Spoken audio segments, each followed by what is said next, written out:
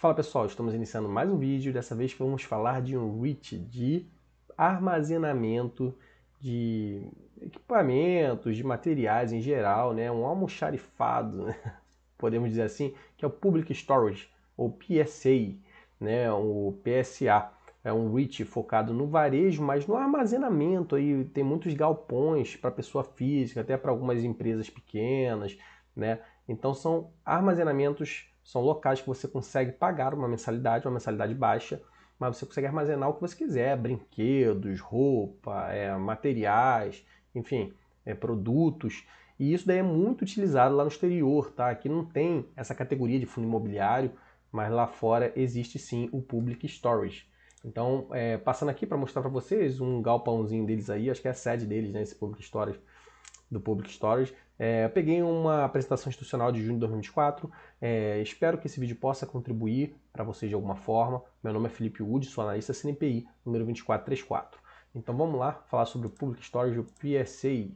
Né? Ele é um líder, né, em armazenamento próprio, né, que eles chamam de self-storage. Né? Tem o self-service aqui no Brasil e lá tem o self-storage, que é você armazenar por conta própria. Eu não sei se em alguns estados aqui do Brasil isso daí já vem chegando de forma mais forte, mas aqui onde eu moro, no Rio de Janeiro, tem alguns já, tá?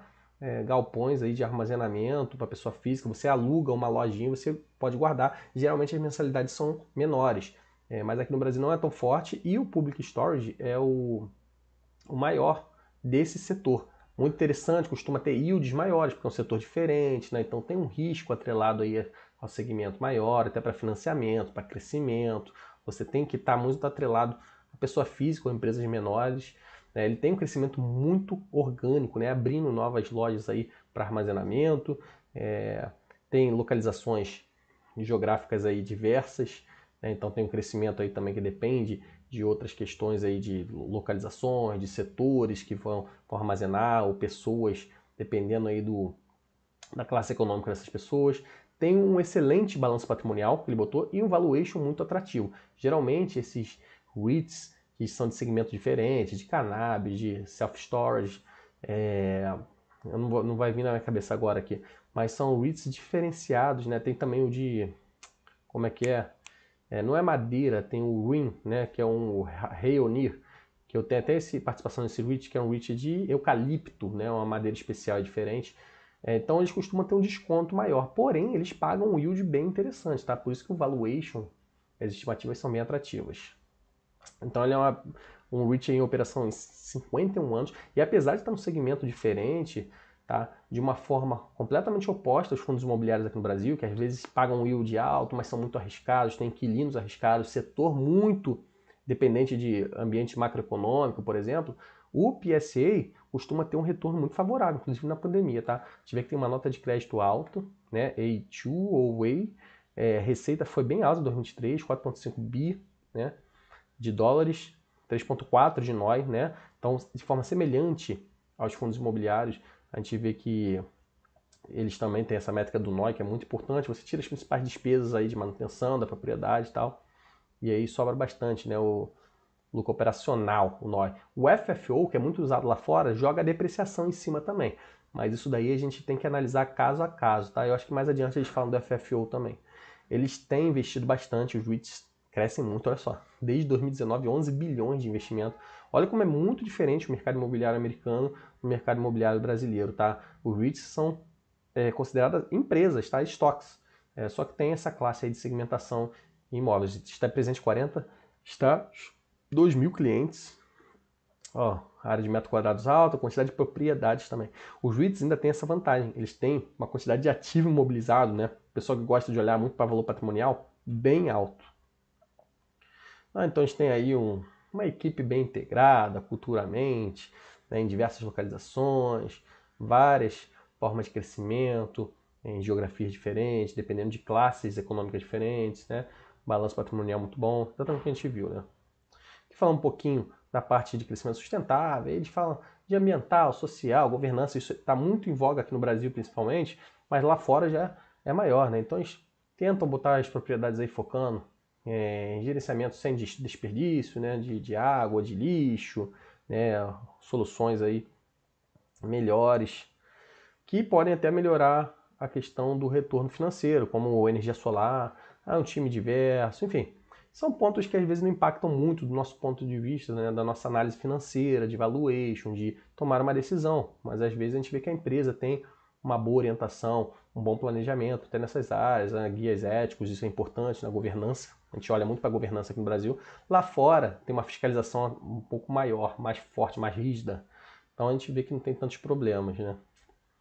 O retorno deles aqui, frente a outros REITs do setor, a gente vê que é bem alto, tá? Claro que se a gente comparar esse spreadzinho aqui entre um e o outro. Porém, o retorno aqui anual composto não é tão grande, né? Os REITs, assim como o fundo imobiliário, não cresce tanto ano contra ano, tá? Mas, para quem gosta de dividendo, é um instrumento, um ativo. Eu acho até mais interessante que os fundos imobiliários, tá? Apesar de a gente estar falando de fundo imobiliário, eu tenho fundo imobiliário, mas eu gosto mais dos REITs. Que eles falam que eles também estão entregando novas formas de contactar, de entrar em contato com os clientes, né? Experiência, então site, né? A parte digital aí também, né? Fazer um acordo aí com o inquilino digital, essas plataformas aqui de autoatendimento, né? Aplicativo próprio, enfim, abrir esses galpões próprios aqui por aproximação com o celular. Então a gente vê que eles investem em tecnologia, não ficam parados. Isso é muito interessante. Eu tenho uma nota alta aqui, 4.6. Enfim, vamos passando. Falando mais um pouquinho, né? Tudo monitorado, por acesso controlado. Né? Tem uma equipe de atendimento, de autoatendimento, tem aplicativo e tal. Muito interessante, né? A gente vê que não está parado no tempo, não está abandonado só investindo lá no imóvel e fica estagnado recebendo dividendo. Não, eles têm uma preocupaçãozinha assim de melhorar. Né? A gente vê aqui os mercados, né? Tem alguns mercados aí um pouquinho mais complexos. A maior parte da concentração do NOI deles vem aí da Califórnia. Né? E o Public Storage, os lugarzinhos que eles estão, essas bolinhas aí, né? Tem alguns espaços aí de armazenamento, que eles chamam de espaço extra. Alguns afiliados também, acho que é menorzinho, né? Esses triângulozinhos. São pessoas aí que podem auxiliar. Acho que é semelhante ao Mercado Livre, Amazon, que às vezes contrata aí um entregador de terceiros, né? Uma empresa de terceiro, ou pessoas físicas mesmo desempenhando esse serviço. A gente vê que o Public Storage frente, os principais concorrentes, crescendo bastante, né? A margem do NOI. Bem interessante, controlando despesas, né, que não são tão grandes as despesas operacionais, é mais lá em cima, na hora de você conseguir um spread entre o aluguel e o pagamento do inquilino, manter a ocupação em alta, né. Mas a gente vê que os outros também são bons, tá? Não são ruins não. Eu acho que esse National Storage, não sei se é aberto capital também, depois é até bom dar uma olhada, ou se é só o Public Storage. Aqui falando um pouquinho, crescimento acelerado, a gente investiu aí desde 2019 11 bilhões, aumentou a quantidade de metro quadrado, 56 milhões, o portfólio cresceu absurdamente, né? A gente vê que essas propriedades estabilizadas são aquelas que a gente usa na métrica do varejão de same-store sales, ou like for like, né, em supermercado, que é quando são em lojas já mais maduras, né, com 2 anos em diante, não são aquelas que foram abertas recentemente. Então a gente vê que eles fizeram a aquisição aqui do portfólio, complementou 7%. Eles também desenvolvem, né, constroem as propriedades e remodelam algumas outras que eles veem que tem que fazer uma manutenção maior, mais brusca. Então, os REITs, assim como os fundos imobiliários que têm que fazer emissão constante, alguns fazem grandes emissões, tá? Lá fora, mas costuma dar um retorno acima das emissões. O que eles falando, o que eles fazem também para poder crescer, né, expandir seu portfólio, né, ter uma transação com um retorno melhor, utilizando Big Data, Analytics, né, acompanhando essa questão de alocação, inquilino, tá, e ter um retorno superior, nada muito relevante assim para a gente falar. Eles costumam ter um yield maior, ó, crescendo esse yield. Às vezes o pessoal pode olhar assim, mas pô, 5%, 4,4%, é bem pouquinho e tal. Só que isso daqui é em dólar, tá, pessoal? A gente sabe que a gente está num país que a moeda é mais fraca.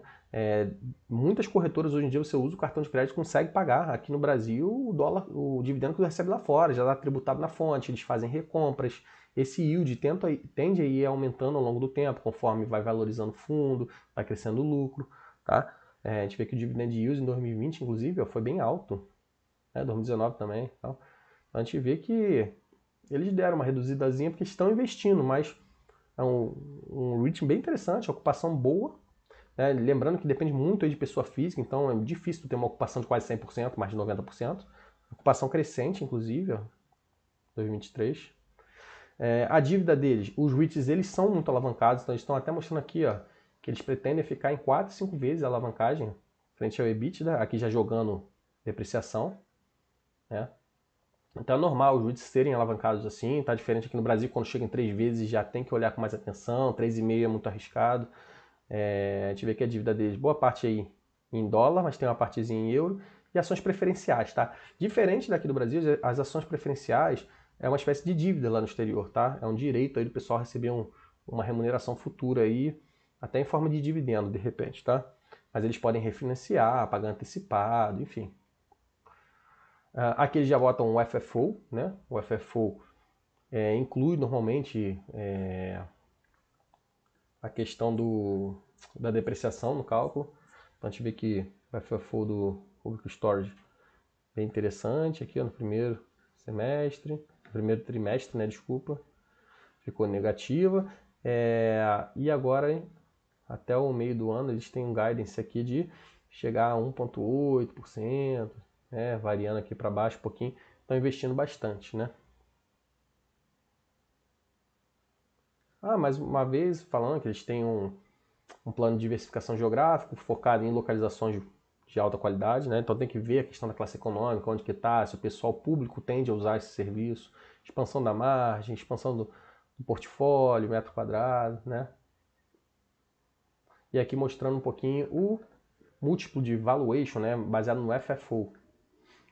Então a gente vê que esse Extra Space estaria mais avaliado 18 vezes FFO do que o Public Storage, né? O Public Storage, considerado o líder, né, pelo menos por eles aqui, estaria até abaixo do Extra Space. Então eles botam aqui algumas métricas, diversificação, Public Storage, tem vantagens competitivas, propriedade de alta qualidade, né, crescimento nos lucros, retornos superiores, melhores lojas aí da indústria, né, líder em inovação, crescimento, enfim. Então esse aqui foi o Public Storage, aqui eles mostrando da ocupação. Engraçado que aquela ocupação lá, como que foi aquela ocupação que a gente viu mais atrás? Ocupação ano, crescimento, né? Ano contra ano. Ocupação 84% em 2023. Parece que agora está maior, é isso?